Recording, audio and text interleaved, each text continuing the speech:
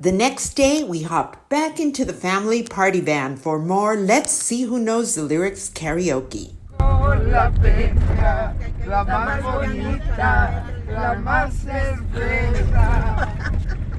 Ya está feliz de cantar. It was about a 2-hour drive from Delicias to Parral, Chihuahua. Parral is the place where my dad and his siblings were born. One of the first things we saw were these statues of a woman holding a flag and a bunch of school children throwing stones. We were told by a passerby that the woman was Elisa Griensen, a 28-year-old Parral native who had led a group of school kids in resisting a punitive 1916 incursion by the U.S. Cavalry. Those U.S. Army troops had crossed the border in pursuit of Pancho Villa. The women and children of Parral fiercely attacked General Pershing's troops with sticks, rocks, and the contents of chamber pots. The gringos quickly fled the hostile town.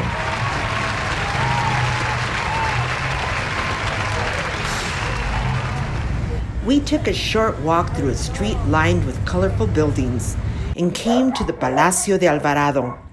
Though more of a mansion than a palace, this opulent building does a great job of showing us what life was like for the family of an affluent mine owner.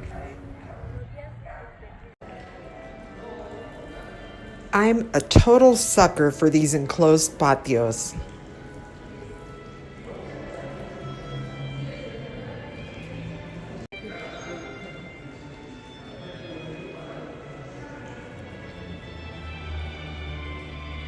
It appears somebody thought we were taking a still photograph and not video.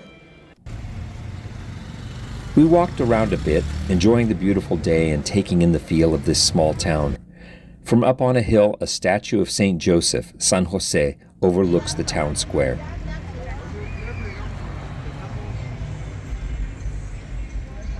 My cousin told me that the building next to it was La Prieta mine. My imagination started working overtime. I remembered that my dad had worked at a mine as a young man, and I wondered if this was it.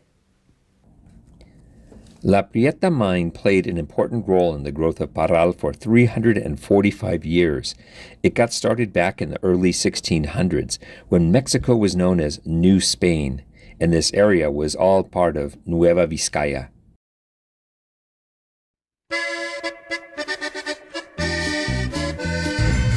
While I was daydreaming about the mine, the rest of the group voted to go to the Pancho Villa Museum. Pancho Villa was originally from the neighboring state of Durango, but he was ambushed and killed here in Parral on July 20th, 1923. In fact, this plaque commemorates the exact spot where he died. His assassins hid inside the building that now houses the museum. Inside the museum is all manner of Pancho Villa memorabilia. There are photographs of him with his troops, with fellow revolutionaries, with his horses. He was known as the Centauro of the North because he was always on horseback. As well as wanted posters, recruitment posters,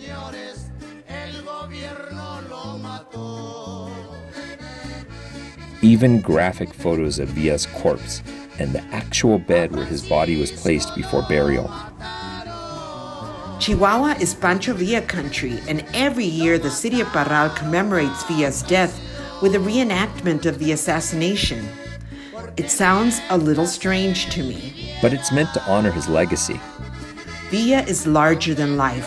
Books about his life are full of contradictory stories. He is a bandit, he is a hero, a teetotaler, a womanizer, a revolutionary, a centaur. But we'll have to get back to Villa because we want to be on the road before sundown. We got back in the van and promptly took the wrong highway. Here's a tip.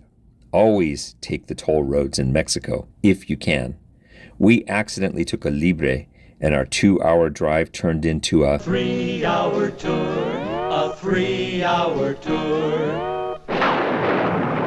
We'll tell you more about Pancho Villa, whose real name was José Doroteo Arango Arambula, when we take you to Chihuahua next week. So don't forget to hit the notification bell so you know when the video comes out. We hope you've enjoyed going with us to Parral, Chihuahua, and if you did, please give us a like.